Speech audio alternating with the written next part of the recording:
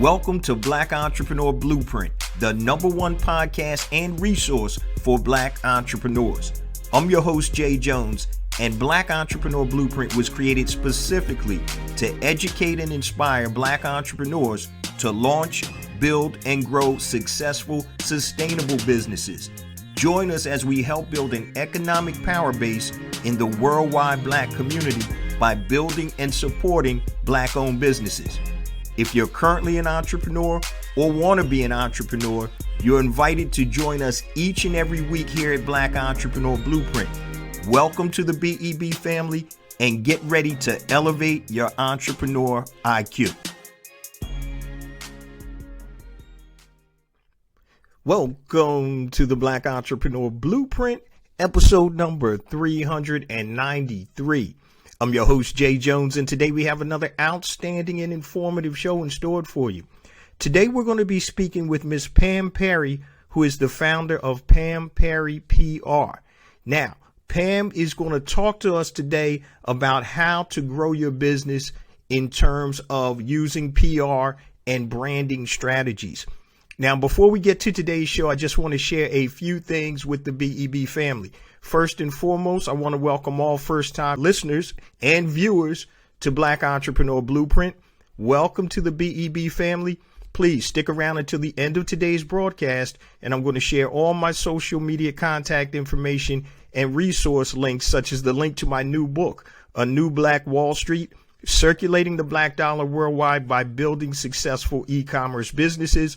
Also, 2 platforms I've created to help circulate dollars in the worldwide Black economy, BeSmartByBlack.com and HireBlackFreelancers.com. Also, I wanted to remind you guys the new rebranded, rebooted BEB Academy is available. Now, it doesn't matter if you're a current entrepreneur or a potential entrepreneur.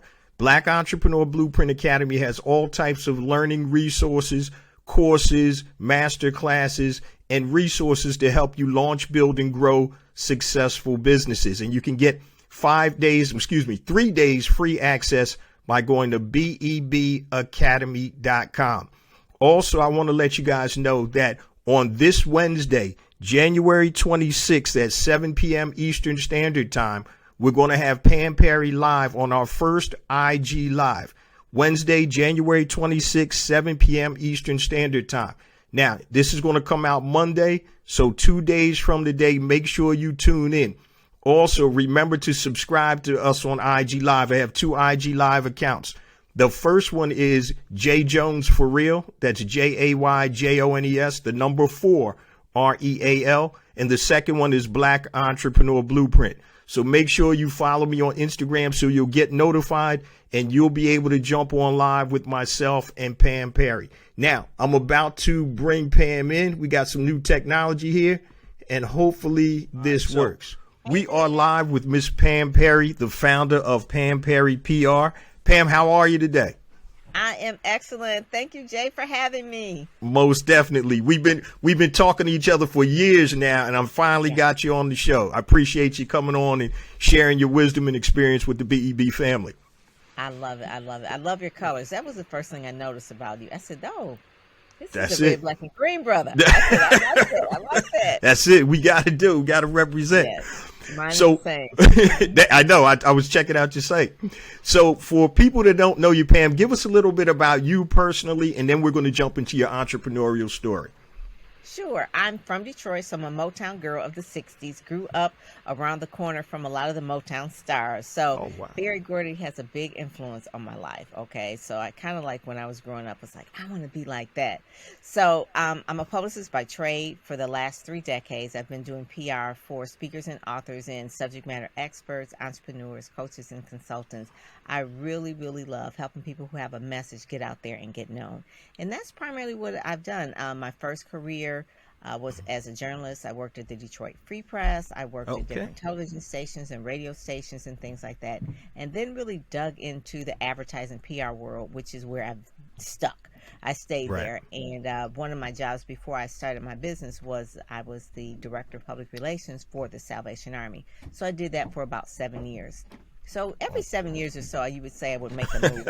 7 years at the Detroit Free Press, 7 years working in media, TV, and radio, and then 7 years as PR director of the Salvation Army. And then eventually I just heard the call of entrepreneurship and said, okay, time to leave. Time to Time to go. go. Make Well, that it, faith jump. well, it's funny. I wanted to ask you about that. You must have read my notes because I was going to ask you, were you in corporate America first? And obviously you just went through that. So was there a specific moment in time that made you or confirm your decision to go into entrepreneurship, or was it just something that had been building? I would say when I was about 16, I wrote down exactly what I wanted my goals to be, that I was going to go to college and that I was going to work at an ad agency or a PR firm. And then eventually I said at about 40, I was going to open up my own business. I wrote this down. I wish I could find that paper, but I did wrote it down. I even wrote down what age I wanted to get married and have children, right? And so I knew I guess from really just writing that down at a certain point in time, I knew I wanted to do that. I didn't know anyone Black that had a advertising or a PR firm. I had read a novel called The Rosemary's Touch about a white woman that was a copywriter and how she had an ad agency when I was in high school. And I said, I want to do that one day, but I didn't have any role models about that. So I said, well, I guess I probably need to go and work for an ad agency if I want to own one day. And I did that. I interned all through college at ad agencies. I won a fellowship to Chicago. I worked for J. Walter Thompson. I worked on some large clients, Oscar Mayer and things like that. And I really just decided one day that I wanted to do that. Well, when I got out of college, I worked at the Detroit Free Press. So I did that for 7 years. But it never left me, I guess, really, that I wanted to own an ad agency. So roughly it's about the age of 40 or so, almost 40, where I decided I really need to go work for myself. Part of it was that every time I worked for someone, it was some drama. Right. And I guess we would say either I quit or I got fired. So that was like part of it's like, well, maybe you need to go work for yourself. But most people quit jobs because of people, right? And so by being an entrepreneur, I wanted that freedom to pick and work with clients. Most of my clients are what I eventually become my friends. So I really, really love working with my clients. And Pam, what was your first business? And you kind of mentioned that you had it in your mind at 16 years old that you wanted a PR agency. So when you started out, did you have any like side hustles or businesses before that? Or you went full bore? Yeah, it wasn't really like the side hustle thing. I mean, we're talking like in the 80s or early 90s. What my first business was PPC.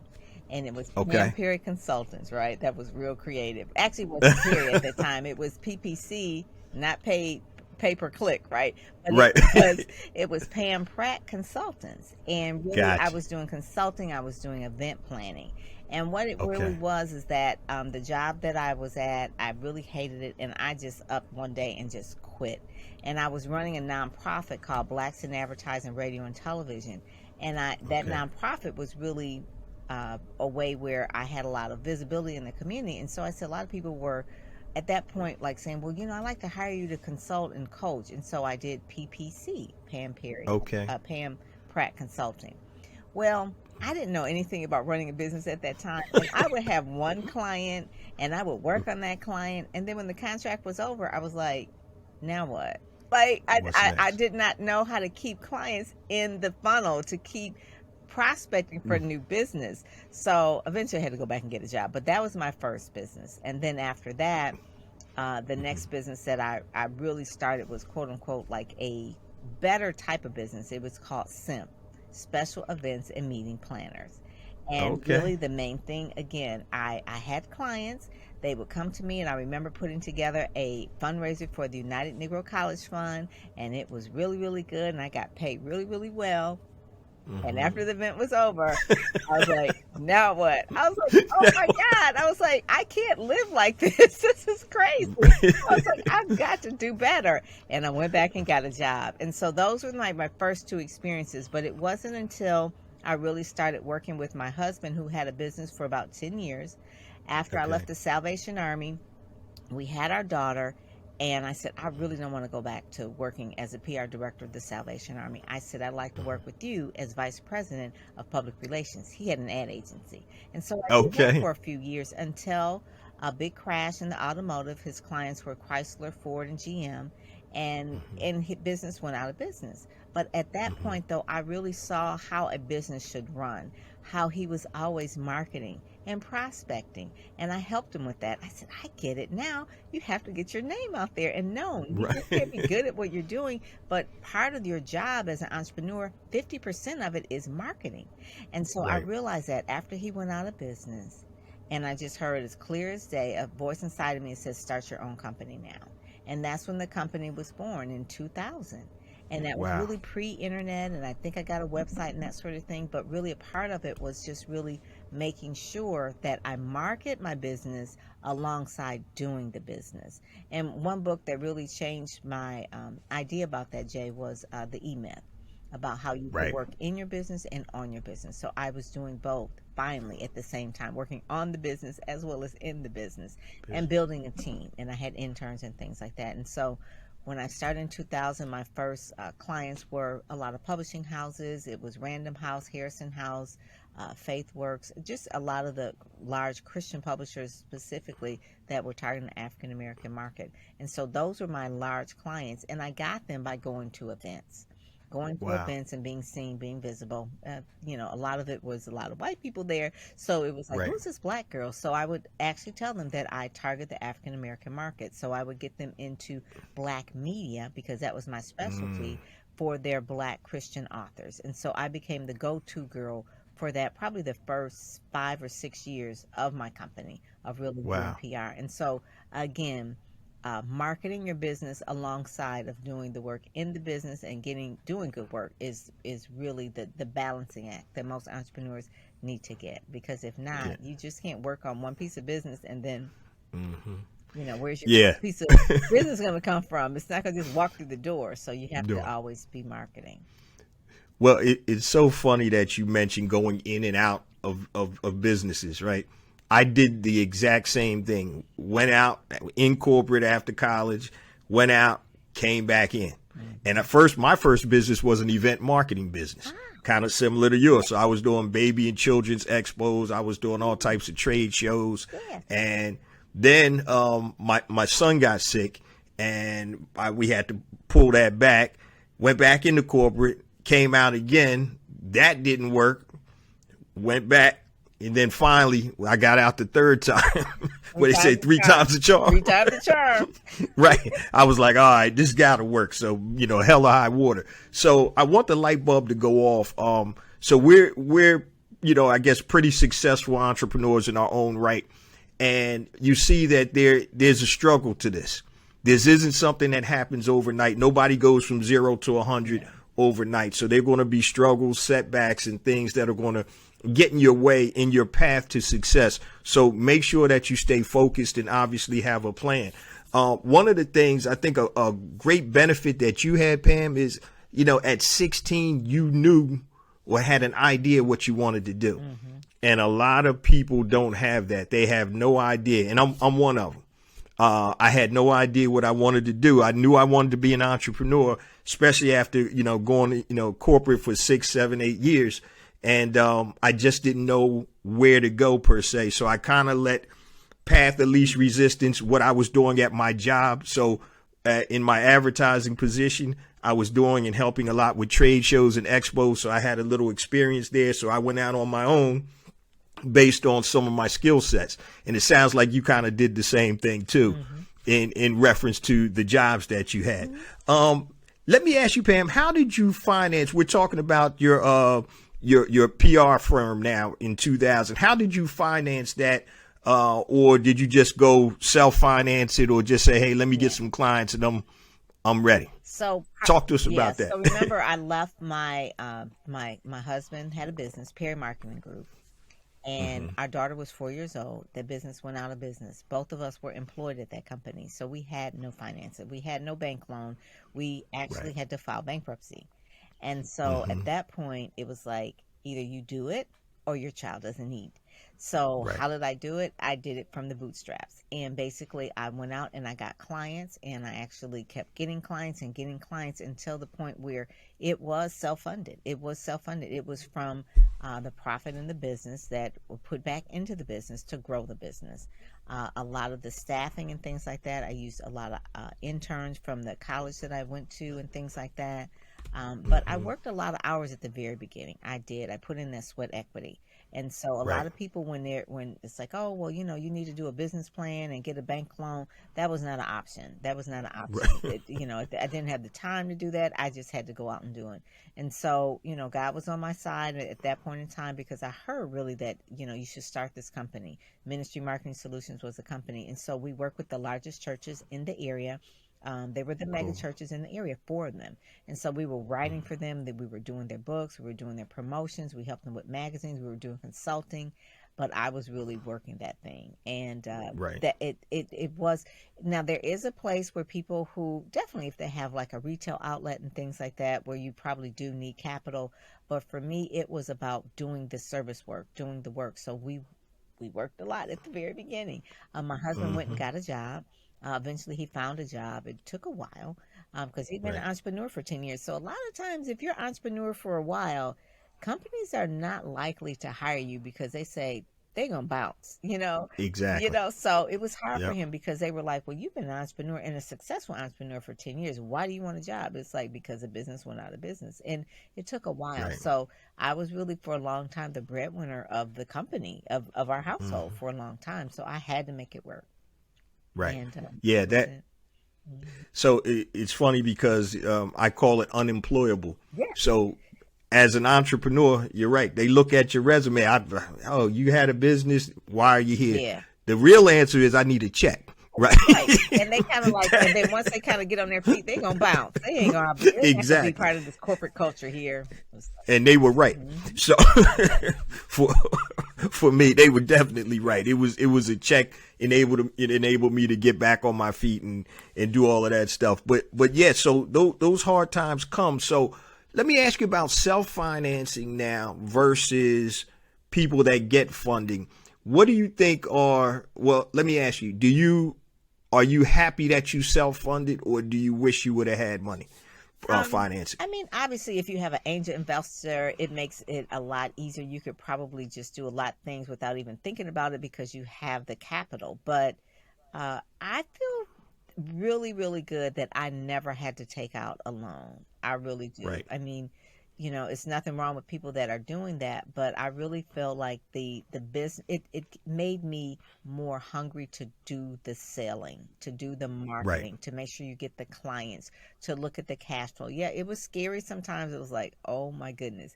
And then there are some clients you want to fire because they're such a pain in the butt. And it's like, but I really need it. So you have to do that balancing act and just really come to terms with, like I said, the first 5 or 6 years were really, really the telling years. And then after Right. like year number 10, it was like a pivot, and you just feel like I can kind Right. of relax a little bit. I do have testimonies. I do have the clients that say I do good work, and I have referrals. And so, Hmm. you can always get, I mean, there's microloans that you can get as well if you want to buy a piece of equipment and things like that. But like I said, we were really selling services. So public Right. relation services, you don't really need capital. You just really need the work, Right. and that sort of thing. Yeah. Mhm. Because sometimes, coming from my background, former stockbroker at Merrill Lynch, I used to deal with a lot of entrepreneurs and athletes. And a lot of times when people start businesses, sometimes having capital can be a negative because they'll tend to spend money unwisely because it's there, you know? Exactly. And so you have to be very cognizant about how you use your resources. So I'm everything I've started, I've pretty much bootstrapped. I may have gotten a couple $1,000s from here or there from family members, or what I would call like close friends as investors, but nothing major. And I'm happy that I did that also, because you don't really have to answer to anybody Yeah, and except yourself. creativity really comes when you are bootstrapping. That's it. Yep. Looking at Damon John or any of the people, they didn't start out with a whole lot of money, but they were really, really creative, right? And that's what I Exactly. feel like, that when you are uh, painted in that corner, you have got to figure it out. And I helped figure it out. I mean, the internet was just coming online. That was a whole nother thing that I just really Oh yeah. dove right into, that I said, I'm gonna figure this out. Now remember, at this time, I'm starting at 40 years old with a business. Right. So it was, and then the internet was new. And so most of my PR colleagues were like, "What are you doing on the internet? What is that Right. about?" You know, because they were just like shaming me, like, "Oh, you're working from home," and Right. it's like, yeah, that's where we. So everything was so different, and now everybody works from home, and the internet is the norm. But at that point in Right. time, and I'm good at this because this is what I've been doing. Mm-hmm. But now a lot of people are doing it, and it's like, well, how do you use this, or Exactly. how do you have 25,000 people on Twitter? What are you doing? I'm like, I've been doing this Yeah. for a while. Okay. I had to figure this out. I had to at the very Too. beginning, when you all were shaming me because I didn't go to an office every day and I was working from Exactly. home, because all I needed was a computer and a phone. That was it. Well, it's funny because And good we're internet. similar in age. Yeah, exactly. And it's funny because I did an episode and I talked about when I started. First of all, entrepreneurship wasn't even cool. You had to be an idiot. Oh, you left your job? Mm-hmm. Yeah. Mm-hmm. So it wasn't cool like it is now. And then I just tell people, I said, do you understand, the younger folk, do you understand the opportunity you have? So back in the day, I was like, if I wanted to connect with an audience, I got to do TV advertising, newspaper, radio. Shake a bunch of E- hands, running around town, giving out business exactly. cards. Yeah. All of that. Now it's, instead of, and I tell you, it's the young folks, great, use the social media for entertainment and all that good stuff, but leverage it. Mm-hmm. Leverage the technology right now, because trust me, if we had this technology when we started, oh my gosh, Oh it my would have God. been crazy. Even doing So PR at the beginning, Jay, when I was trying to get a lot of the PR out, I had to do what they call fax blast. Okay, I know that. facts, I Yeah. remember Oh my those. God. So you know what I'm Yep. saying? I know Now exactly what you're I talking can do about. press releases, put them on the wire, and I can actually send it Bam. to the inbox directly to a report. I mean, it's so different. It's Definitely. better, and it is so much Yeah. better. So when I put a press release out, it can go immediately to a lot of the inboxes of the reporters and things like that, just because of Yeah. technology. Yeah, it's great. See. Hmm. And we're going to talk about that in a minute, about some of your services and some strategies and tactics that you have. I just wanted to ask you real quick, did you have any mentors Yes. when you started your Oh business? yes, Okay. yes, definitely. They were. They're still my mentors today. So you never get rid of mentors, right? They're like always your mentors. So one of my mentors was Helen Love, and she was a Okay. producer at a TV station. Another one was Dr. Marilyn French Hubbard. She was the president of the National Association of Black Women Entrepreneurs. Back when people couldn't even hardly spell the word entrepreneur, I helped her with a lot of her events. Her first event that she did with Susan Taylor, and she was probably the Oh, most wow. inspiring one. That's I just talked to her the other day. She's retired in Florida now. And cool. my other Helen Love, she's still a producer, not in TV, but she's a producer on radio and things like that. And she, they talked to me about social media. And then George Frazier. George Frazier is a mentor of mine. Oh, man, that's my man. So yeah, Yeah. so he's a speaker, an author, and I worked with him. I met him actually through Maryland, and I worked with him before he even had his book, Success Runs in Our Race. So they have Wow. been wise people in my life, wise women, wise men in my life that I listened to. And I remember the advice that George gave me when he said, Pam, you do really good work, but let me tell you this: you can't sell to broke folk. And I was like, Right. what? He says, a lot of these churches and things that you're working with, they said they have a poor, they don't value your expertise. He says, so you Right. can't work with broke folk. And then I remember Helen Love saying to me, she says, okay. She says, quit complaining, don't fret. What are we going to do? I mean, she's like, this type of people, like, let's produce the next thing. And then Right. Marilyn, Let's for the go. longest, she says, it matters for not if you're not really healthy and wealthy. You can have all the wealth that you want, but you have to stay healthy. Because, she says, being a Right. workaholic, she says, I've been there, done that. She said, it's not good for your health. It's not good for your family.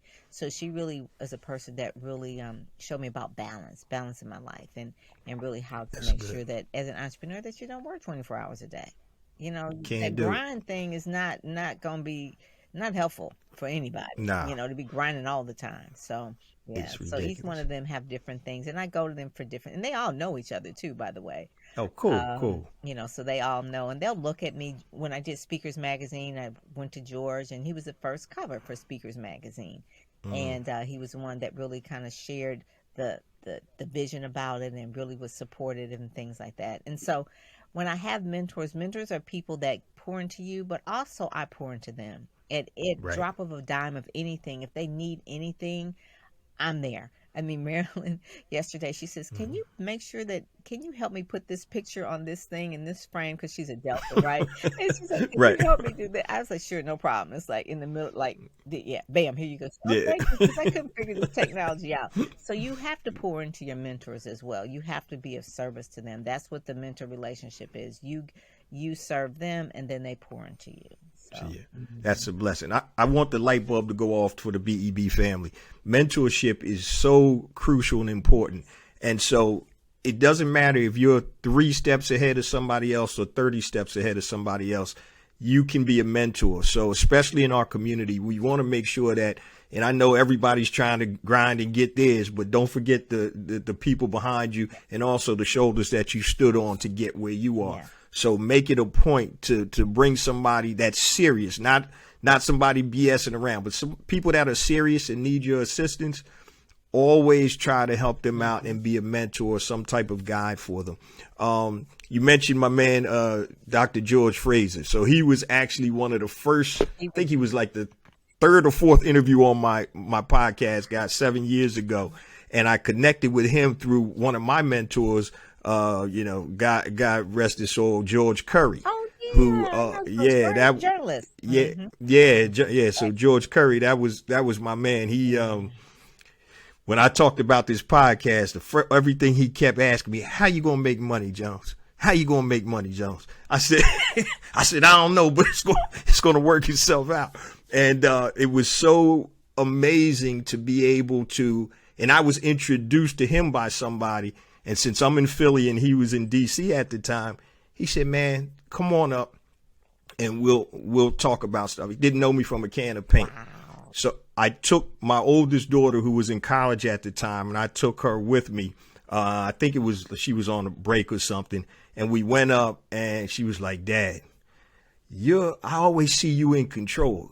She said, Mr. Curry broke it down. I was like, yeah, I'm listening. This is a mentor.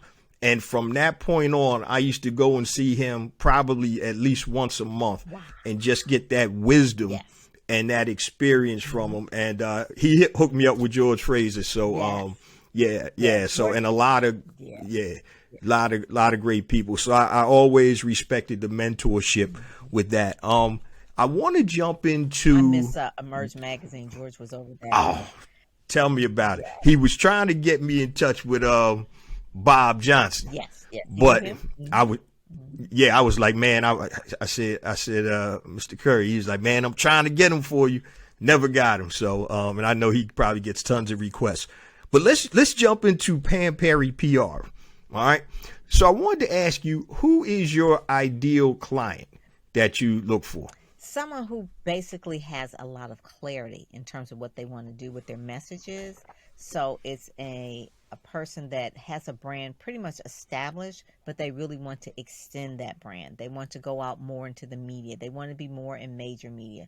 So someone like give an example of a person, Juanita Ramses. So Juanita Ramses, she did a TED Talk, had great reviews for that. She's a pastor's wife. They are the pastors of Beyonce and Tina Knowles, right? Oh, wow. And the whole family, like Michelle Nolan. And so she has a little cachet. She speaks very well. She has a great website, and she just she dropped a book. And so at that point, she needed someone to really help her get out there more, to get on national television, regional television, magazines, covers of magazines, and things like that. So I can work my magic with someone that has their things already together. They're clear about what they want. Her book was called Learning to Be. It was about getting over her episode with depression and just really learning about mindfulness and things like that. It's her mission, it's her message. She did events around it. She did books around it. I mean, workbooks, things like that. So people who are really caught up in their own message, knowing that this is what they're supposed to be doing. They're clear about it. They're not trying to do this and that just for money, but they really want to extend their brand and get more media exposure and more credibility about what they're doing. Those are my ideal clients. People who come to me who aren't really sure, they're just starting out. I do have programs for them, but I'm just not their publicist. I'm the publicist for people who already have a little bit of a cachet. And then those who are building up to that, I teach them how to build their author platform, how to build their brand, how to really leverage the media on their own first. Because if you're going to get me involved, it's going to be a little bit more costly than if you do it yourself. So at the beginning, you do need to put in a little bit of sweat equity.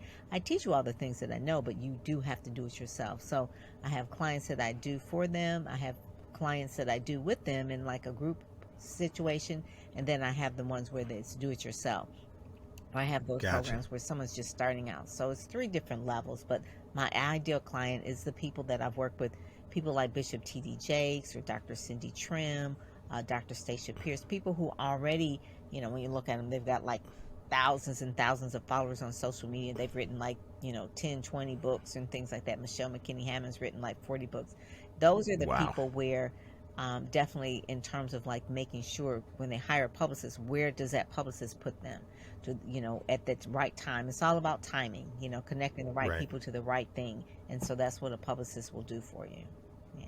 Now that's amazing. We need to talk, because when I talked to you the first time, I wasn't ready. I think I'm ready now. Yes. So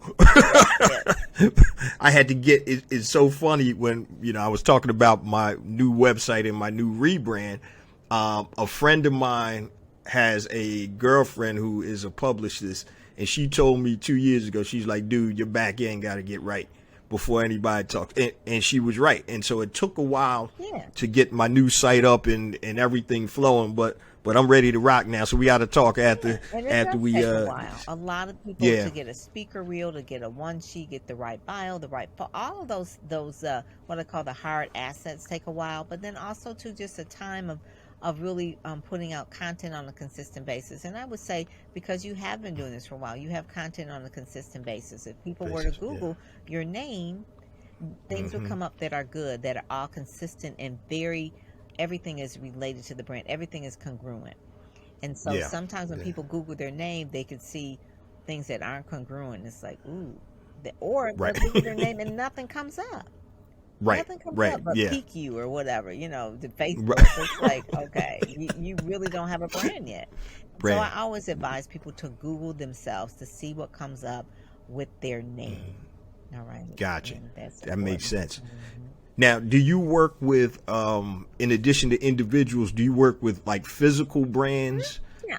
Okay. Yeah, I got you. Physical, like products? Yeah, not necessarily products, but publishers and things like that. I work with organizations. I work with AARP. Obviously, they have a brand.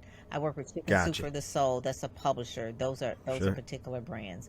So those kind of things, but not necessarily like product based, unless the product is them, so to speak. So I have a client that they have a product. It's a beauty product, but in order for a beauty product to sell, a lot of times they have to become a personality. So they have to develop a personal brand. So working with them to develop their personal brand is a little bit of a mind stretch for them, because they're like, I just have my product. My product is good. I said, but if you're going to do interviews, you're the one that people are going to be looking at. They're going to be looking at you. So you have to develop your personal brand. It's like Carol's Daughter, right? It's like, okay, Carol's Daughter was a great product for Black women's hair, but who was Carol's daughter? So then that, Lisa was the daughter, or she was Carol's daughter. So a lot of the brands, when you look at it, even Naturalicious, which is Gwen Jameer, she has a personal brand, but Naturalicious, people can relate to her. And it all goes back to the same thing, whether it's a product or a service. People have to know you, like you, and trust you. And so that's where personal development and personal branding comes into play, because people have to know you. It's very important. Right. Yeah. Well, Pam, one of the things I talk about on the show all the time is one of my favorite words, and a BEB family member, they're probably tired of me talking about the word platform, because I tell them how important having your own platform is in reference to being successful. Yeah. Talk to me, because I know in your website, you kind of mentioned that. So your website says about building your brand, getting exposure, and increasing sales. Yes. So you talk about your platform. Talk to the BEB family about platform, some of the ways to build your platform and why it's so important. So let's look at book publishing, for example. So give an example. So a lot of times a publisher will look at your book and say, oh, this is a great book. What's your platform? So people are saying, well, what does a platform really mean? So I sat on a board for a couple of publishing companies, and we were looking at editorial proposals for people that brought in books. So the idea was minor. The major part of that book proposal had to do with their marketing plan. And in that marketing plan spelled out what their platform was. Not necessarily what their ideas were, but how many people are they reaching? How many stages are they on? What is their email list? What is their YouTube channel subscribers, their Twitter subscribers? What is the engagement on Facebook? They're looking at how many people you can touch, how many eyes and ears are on you. That is your platform. They don't want to see anyone that's just like coming out of a cave and writing a book. They want people that can sell a book. It's about sales. So the more Right. people that you can reach on your own, the better they can market and position you in the general market. And so it's the same way if it's Moody Press or if it's Random House, they want to look at your platform. A good example of that is Valerie Burton. Valerie Burton, before she became the life coach, the fabulous life coach that she was actually a publicist. She was a publicist, wow. and she did a lot of, so she knew the game about that, right? And so when she did her first book, Rich Mind, Rich Rewards, it was self-published. It did well. It sold thousands of copies. And then she had it republished, and she sent it to a publisher, right? She had an agent, then she sent it to a publisher. And because she had a platform, she had really put herself on tour. She had put in her own dime. She sold her book. They saw all the media that she had garnered. That's when they said, okay, she has a platform. And so the media, PR, radio, TV, and print, those are the things that build your platform. It establishes your credibility. And so it just can't be Facebook. It just can't be, Instagram, but it has to be other people talking about. That's why you see people like, oh, I've been featured in Forbes.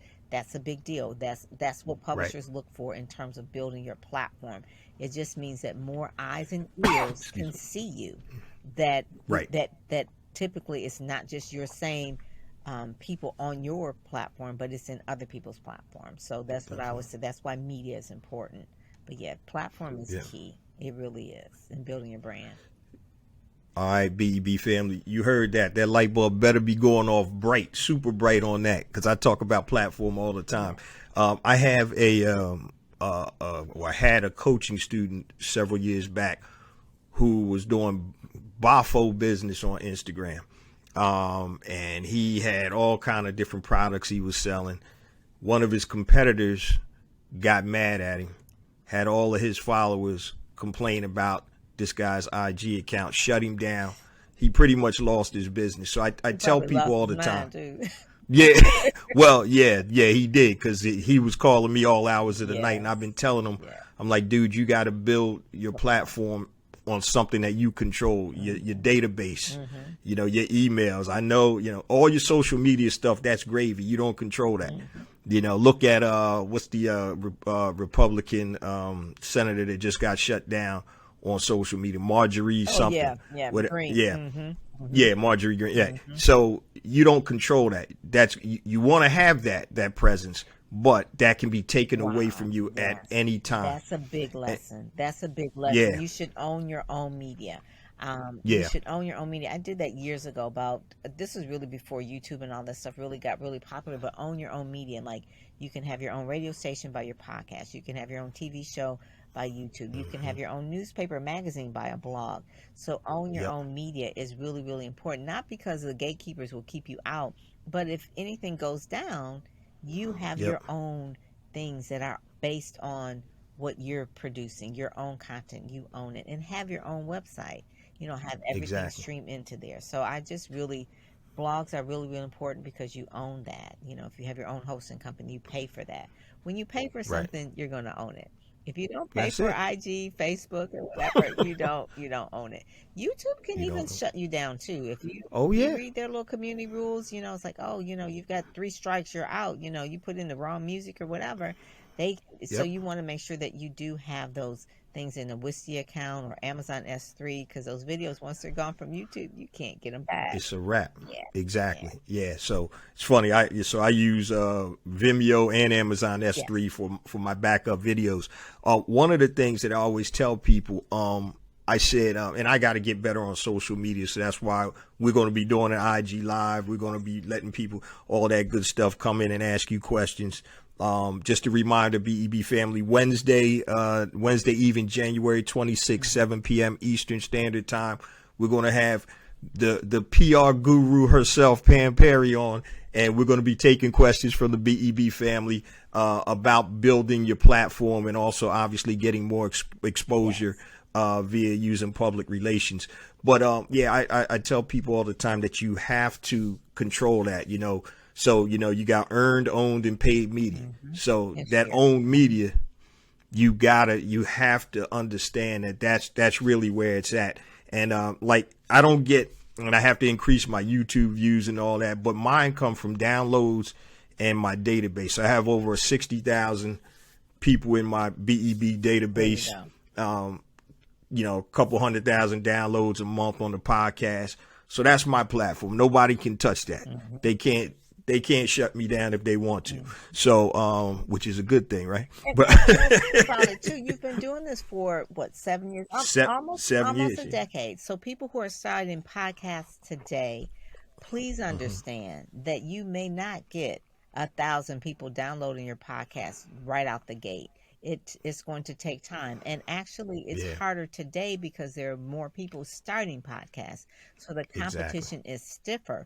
So when you say like, oh my God, my podcast, I'm gonna just give it up, I'm not getting like about 1,000 downloads, I'm not even giving 550 downloads. So just don't, you have to keep going, and don't let it be the only thing, but be consistent with it, because Jay has been consistent with this over the years. This is a gift of his, so it's something that is going to take time for you if you really want to do it. If it's something that you're doing because other people are doing it, you probably won't stick with it. But if you feel called to do it, you'll stick with it.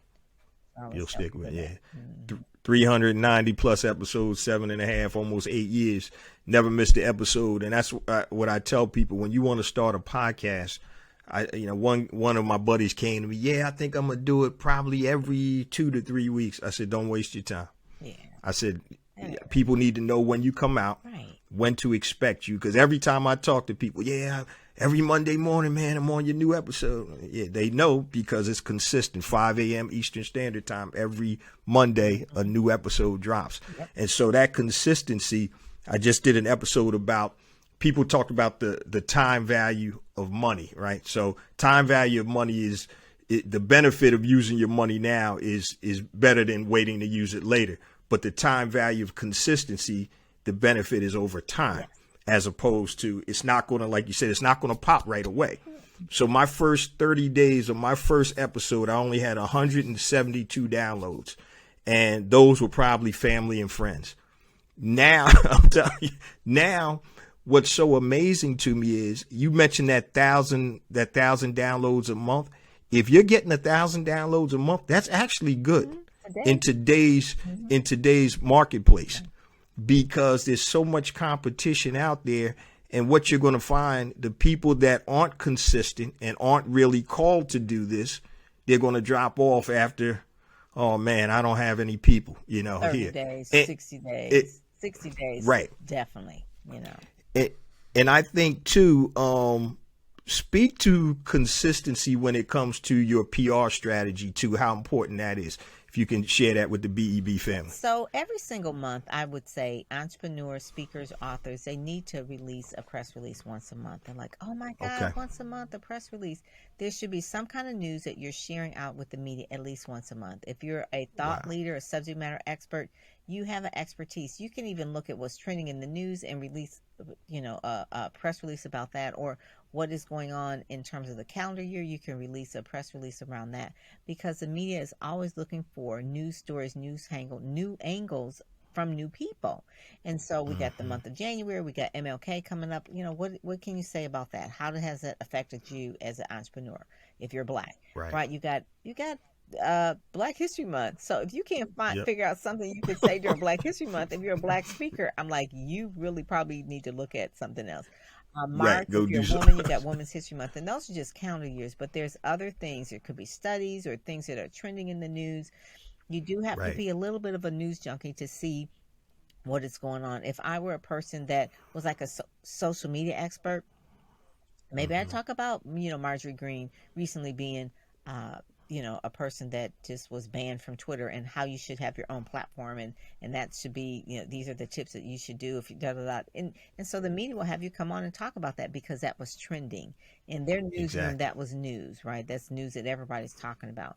How do you Mm. find the media? You go on Twitter, you see what's trending on Twitter, you try to figure out angles and hooks that you can write a press release on. It's only a page. It doesn't have to be like a whole story every single month, but there should be something that you're talking about that leads to a story, not an ad. That's different. Right. That leads to a Right. story. Okay, obviously the Right. inference is that you're in business, so you're going to get traffic, that will build your business, but don't ever just put out a release like I have a book or I have this, Right. I'm selling this, or I have a new mastermind. That's not a news story. That's an Right. ad. And so they can know the Gotcha. difference between that. So yeah, so on a regular basis, find news and angles and hooks and things like that on a regular basis. Media relations is important. Don't just reach out to media only when you need them. That's the same as networking with anything. They're people. So if you see Hmm. them tweeting something or putting something on social media, like it, share it, comment, tell them there's a great story. But media relations, and it could be like maybe 10 media people that you follow that you really, really love their stuff. Let them know. Hmm. You can let Mm. them know. And I mean, if it's Tamron Hall, people say, "Oh, I want to be on Tamron Hall." It's like, do you even watch her every day? Are you like a Tamron Right. Hall? Know what kind of topics she's covering? I said, what you do and what Tamron Hall covers is not Excuse me. is not Right. what she covers. So you know nothing about Tamara Hall other than the fact that she's quote unquote famous. But if you really look at Right. what she's covering, you could see how you can do a double dutch and jump in when it's the right time because you're on Exactly. top of it enough. So that's one of the things I always tell people: become a news junkie to know, make a list of the top 10 media that you really want to be in, and then really become student of the media. Become a student of it. Follow them on Twitter, Yeah. Instagram, LinkedIn. Know what they're talking about. Send them your book. Become their friend. It's media relations one on one. Just like Excuse me. any Mm. type of networking. It's about relationships. And so Ships. many Yeah. times when people have something that they want to sell, it's like, oh, I just want to get on CNN, and they just run up there cold. I'm like, you get slapped down. It's like Right. you're just spam to them because you have built no relationship. Even if Relationship. you can't get on CNN, the television show, there's a different category for CNN.com, which is actually the digital version. So you can even Version. look at Okay. the bylines of those particular things as well and follow those content creators as well. So a That's a lot of good. things in That's a good publicity, point. um, Yeah. it's common sense, but it's not easy, but it's a science, but it's not rocket science, I guess you would say. Size. So you really do have to take the time. And some people are like, whoo, that's just too much. I just can't do it. Then that's why you hire publicists, because some people don't want to do it. They don't want to they don't want to do the media relations. They rather someone else who have the media relationships to go do that for them. Hmm. And so it just Exactly. depends. Depends on your personality. Now it's funny that you mentioned that because over the past, my gosh, probably the last really 2 years, I probably Pam, I probably get about 5 or 6 requests to be on the show each day Hmm. Hmm. from publicists. And one of the things when I send out an interview request form, I ask them, because I need everything. I Right. just can't be reading through email, so Right. I put it in a format. Have you listened to the show, and if so, on what platform? I mean, really, And because they would say probably no. They just see the name of the show, and it's like right, they're clicking select all and sending out emails. yeah. Mhm. And so, Like, and I'll be honest, when I go through and I see that the people that have listened to the show, even if it's one episode or whatever, I'll be like, okay, at least they know who I am, what I'm talking right. about, the way I do things. And it does make a difference because if you're just, like you said, clicking on there and like, Select. yeah, I don't know who this guy is, but he must be getting some downloads. Let's try to get you on this show. There's no relationship there. So I form relationships with publicists, and when they reach out to me and they say, "Hey, I got somebody good," if it makes sense, then guess what? They're going to jump to the front of the line. Yes. You know, And the yeah. And publicist, matter of fact, you've recommended people to me. yeah, You know, and I'm like, yeah, yeah, cool, yeah, exactly. So we have a relationship, right. and it's a real big difference. So, man, you got a lot of, and I know that you haven't even touched the tip of this iceberg. You have so many tips and strategies over your years. I don't want to hold you too much longer, but I just have about 2 or 3 more questions for you, if that's okay. Yeah, I just want to say Yep. really quick Yeah. too. A publicist, their reputation is based on the client that they recommend. So if the client is off kilter when say if I recommend someone to Jay and they're off kilter or was off brand of his show or whatever, he will never answer my email again because their Yeah. reputation was a reflection on me, not necessarily the guest, but on me. Right. So publicists have to really, really guard that. And so a lot of times clients that aren't quote unquote ready and they say, well, you have a relationship, you got people in O Magazine, I want to get on O Magazine. It's like, I know what O wants, and I'm not going to Right. recommend you, not from the fact that it's based on you, but based on my reputation, knowing that what they're looking for, you're not ready yet. So we can do Right. some other type of magazines first and then circle back to O. And they're like, people think like, oh, she's just trying to hold me back from my dreams. It's like, no, I'm just trying to help you, because once you strike out with a particular large platform, you are going to be Right. blacklisted and you probably won't get on anything because of the Wow. way you showed up. So I just try to protect people Okay. too as well. Mm. I appreciate that. Yeah, that makes a lot of sense.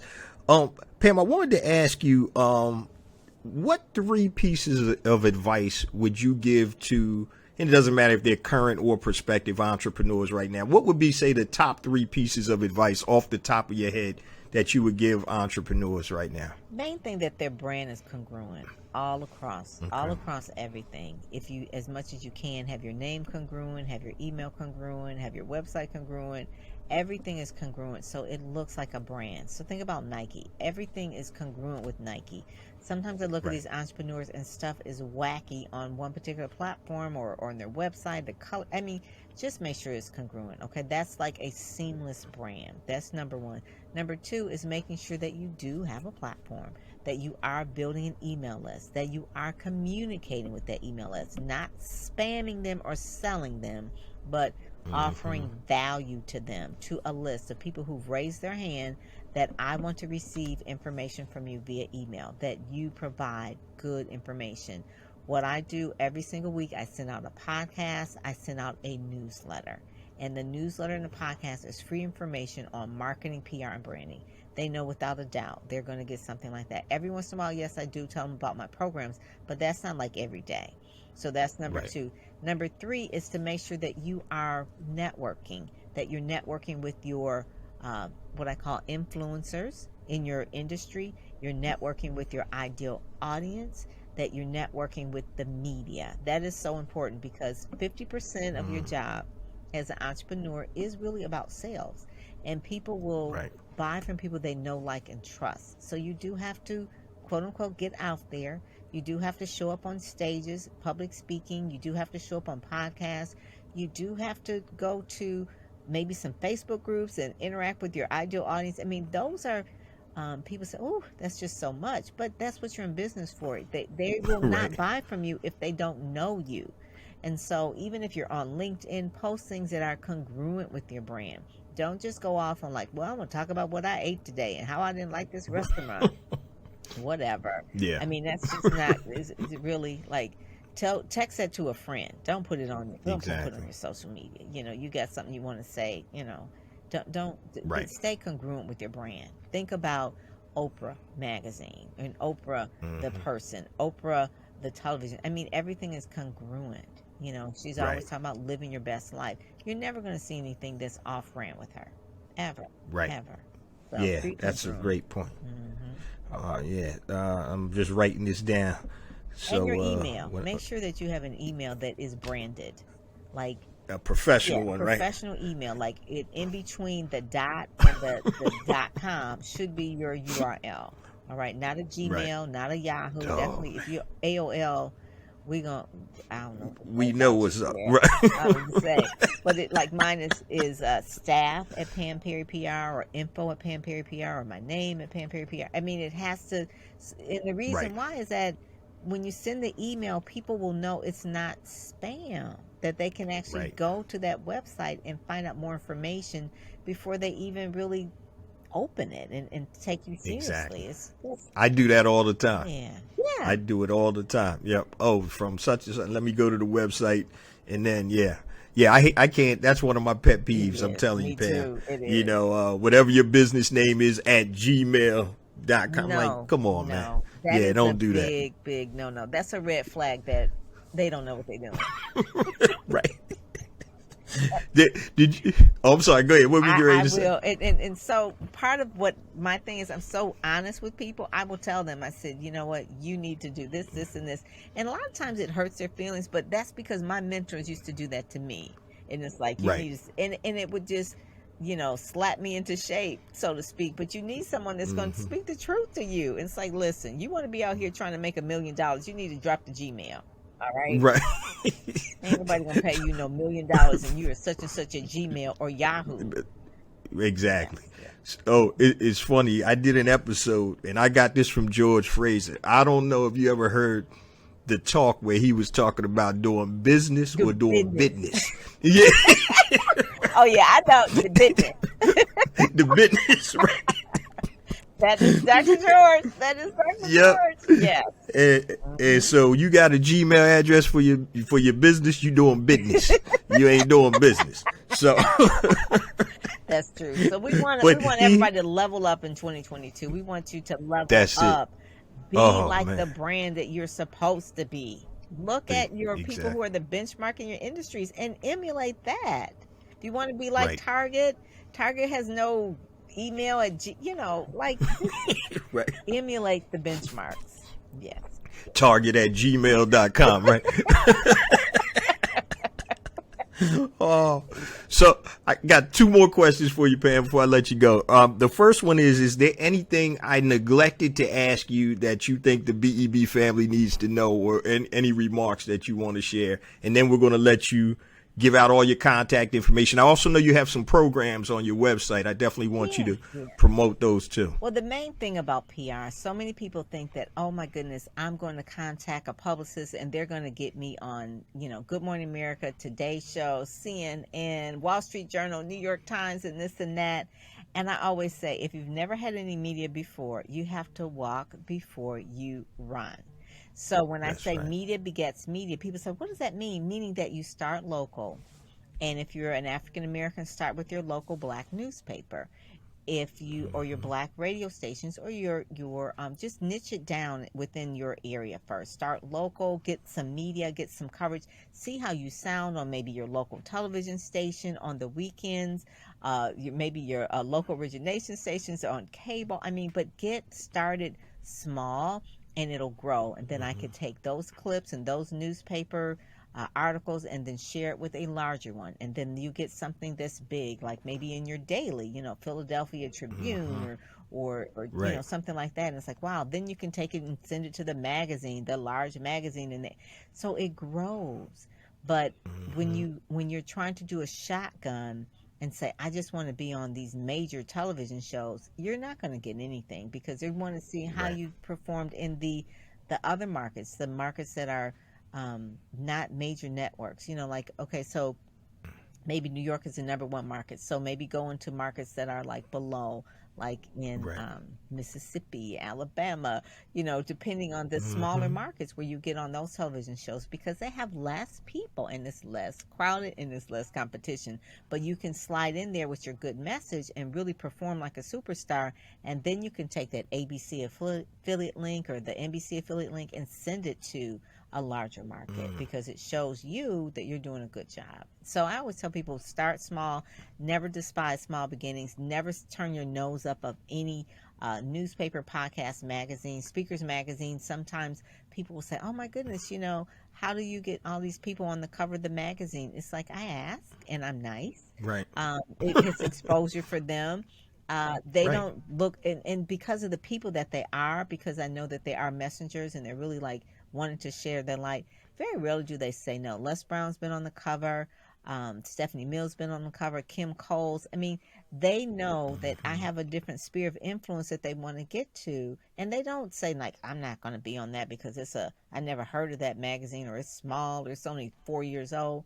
No, because of the people that they are, they will come on, and that's why they get the bigger things, because they treat all media people the same. They don't think that one is a A, B, and C. They treat them all the same. So they're really, really nice about it. And I think that sometimes when entrepreneurs are first starting out, they feel like, well, if it's not going to be like major media, I don't want to do it. Well, you probably won't get any media. That's going to be if you have that attitude. So I always tell people to make sure that you treat every media outlet, because you never know where that journalist, he may be working for the small Black newspaper right now, but eventually in his career, he may start working for the New York Times. And because they remembered you from when you gave them a really good story for the small paper where they worked, they will then reach back to you when they're at a larger place. And same thing with TV producers.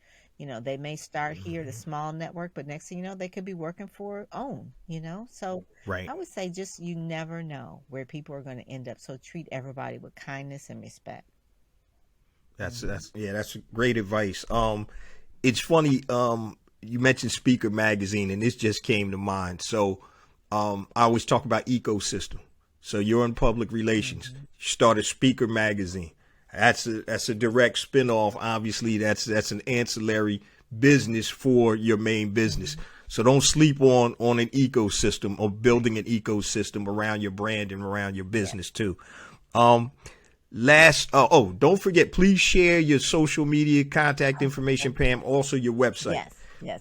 And it's really simple, and I teach this, is PamPerryPR.com, something that you can say on a podcast, really easy. People aren't confused about what it is that you do. So as much as you can, make sure that your brand stays on brand, PamPerryPR.com. And that's where you find everything, from the magazine to the podcast to the blog, all of my programs and everything like that, and even my free ebook as well. So PamPerryPR.com. And a lot of times people say, well, you know, you can go here and then you can go there. It's just like, no, try to make it a one-stop shop. People can't remember a whole lot of things. They can't really remember no more than 3 things when you tell them at a time. It's like I said, my husband, as he's going to the grocery store, I said, get this, get that, and get this. And if I say the 4th thing, he said, oh, I got to write a list. Exactly. I can't remember all that. So just PamPerryPR.com. That's just where That's everything. Cool. Also, last question, Pam. If you had the opportunity to speak to somebody living or dead, who would it be and why? Martin Luther King. Okay. And it's, I mean, it's just, we have MLK coming up this Monday, you know, his holiday, but just the fact that, oh my God. I mean, I was only 8 when he died, so I didn't really appreciate a lot of what he did, or his books, or Letters to Birmingham Jail. I mean, I've gone down. Like, huh? And so the closest that I've come to that is I've met both the sons, Dexter and Martin Jr., and I've also met Bernice. Love her. I think she has her father's spirit. Never met Yolanda. She passed, but I would say Martin Luther King, phenomenal. Definitely. I mean, just if you realize how young he was when he graduated from college and what he did, it's like, I would love to have dinner with him. It's like, let's just, can I just listen to you? Amazing. You know, it's just like amazing. He would definitely be the one. He's a reason why I do what I do, really. I mean, so a lot of times I would go in different places and I feel like I'm like the Martin Luther King in the media, right? Because it's like part of the reason why I started Blacks in Advertising, Radio, and Television. Part of the reason why I started Speakers is because they never really gave us the opportunity that we deserve. And so I just took it. I was like, okay, well, I'm going to highlight Black speakers. I'm going to highlight Blacks in Advertising, Radio, and Television. I'm going to highlight Black women in media. I'm Black. And so he's a person that inspired me. And besides, Barry Gordy, I probably want to chat with Barry Gordy, but he did good, but not like Martin Luther King, right? So there's no national holiday for Barry Gordy. So, They don't have a local one in Detroit for him? They don't have Barry Gordy Day? They got a street for him. I mean, okay, we got a street for Barry Gordy. We have a street for Stevie Wonder. We got a street for, different artists from the Motown era, and they're all cool. But yeah, they Yeah, weren't like Martin Luther. I mean, Barry definitely benefited from a lot of stuff that Martin Luther King spoke about and inspired him. So yeah. definitely. Hmm. So when I was I know you couldn't make it last time I was in Detroit. I think it might have been your Yeah. anniversary or something like that. But so I ended up going by Me too. Motown. I was like, man, that's it. Because I'm thinking, but it's a house. It's just one little Yeah. house. Exactly. Yeah. It's one little Yeah. teeny And I house. was like, Yeah. yeah, I was like, man, but that's so much history. Hmm. So much history is there. So next time I'm actually coming to Detroit. I think it's in April or Ooh, May. okay. I Definitely have to yeah, see I'll you. definitely yeah, definitely we got to link up there. But Pam, I want to thank you so much for sharing your story and your expertise with the BEB family. Amazing content. Don't forget, guys, you can talk to Pam live Wednesday, January 26th. That's 2 days from today. This drops on the 24th, Monday, Wednesday the 26th, 7 p.m. Eastern Standard Time on IG Live, our first IG Live. So make sure you follow me, J Jones for real, the number 4, JAYJONES, the number 4, REAL. Also, my second one is Black Entrepreneur Blueprint. And Pam, your IG is Pam_Perry. That's cool. Pam_Perry. So make sure you guys follow us both so you'll get notified when we go live. Thank you so much, Pam. I appreciate you so much. Thank you. Thank you, Jay. Thanks for having me. You have a great rest of the day. You too. Thank you. That was an amazing interview with Pam Perry from PamPerryPR.com. Make sure you check out her website. She has some great tutorials, free ebook, and also courses to help you level up your public relations skills and drive more business. Now, before we get to the takeaways, I just want to share a couple things with the BEB family. First and foremost, guys, don't forget the first IG Live with BEB is on Wednesday, 2 days from today, Wednesday, January 26th, 7 p.m. Eastern Standard Time. Pam and I will be on IG Live, so you can ask Pam all of your PR questions or ask us anything about entrepreneurship. So make sure you follow me at J Jones for real, JAYJONES, the number 4, REAL, and Pam_Perry on Instagram so you'll be notified. Real quick, let me give you some links to my resources. The first place you really need to go is blackentrepreneurBlueprint.com. Go to blackentrepreneurBlueprint.com, hit the Learn tab, and on the drop-down tab, we'll have all types of information and resources for you to level up your entrepreneur IQ. So go to blackentrepreneurBlueprint.com. You can find all of my resource links. You can find all of the help that you need to grow your business. In addition to that, go to the About page and you'll see all of my social media contact links also. But real quick, if you're interested in picking up my new book, A New Black Wall Street, go to blackentrepreneurBlueprint.com. Once again, hit books and you can order A New Black Wall Street, Circulating the Black Dollar Worldwide by Building Successful E-Commerce Businesses. If you need additional help building your successful, sustainable e-commerce business, my flagship program, Brand Builder Academy Elite, BBAElite.com.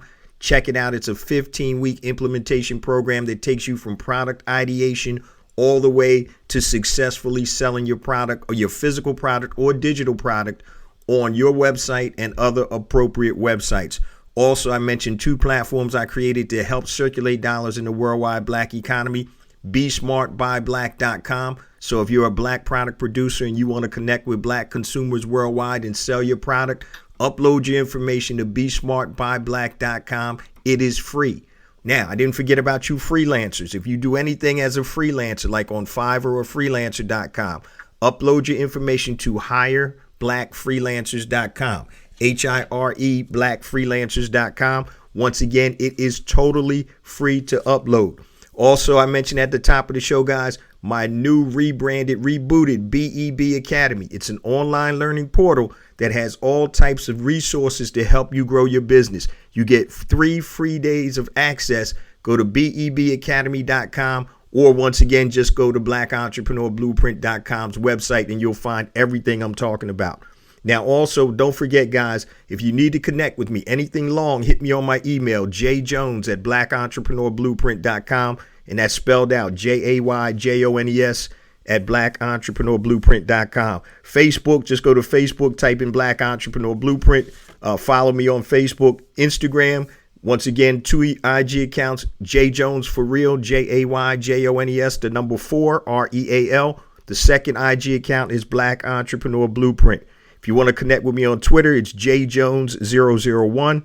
YouTube, make sure you subscribe to the YouTube channel, family. We have additional content on YouTube that is not on the podcast. Yes, the podcast does come out on YouTube every Monday morning, in addition to being on all your major podcast platforms. So LinkedIn, connect with me on LinkedIn. Just search for J Jones, Black Entrepreneur Blueprint. If you're on Clubhouse, connect with me at I am J Jones. And also, if you're on the new call-in app where I do my new show, Ask J Live, my companion podcast, go to askjlive.com and subscribe. And you can get on live with me every Tuesday, 12 noon Eastern, 9 a.m. Pacific, and ask me questions about your business, my business, or entrepreneurship in general. I just want to give several takeaways from today's episode. And the first one I wanted to bring to light was Pam mentioned that when her husband's business went out of business and they both literally didn't have any jobs, they had to start from scratch and build their business up. And this is something that's usually common to a lot of entrepreneurs. Sometimes we may lose it all, but being able to have the wherewithal, the foresight, the determination to come back, that's what separates successful entrepreneurs from people that aren't successful. You have to want it bad enough, and you have to continue to push forward.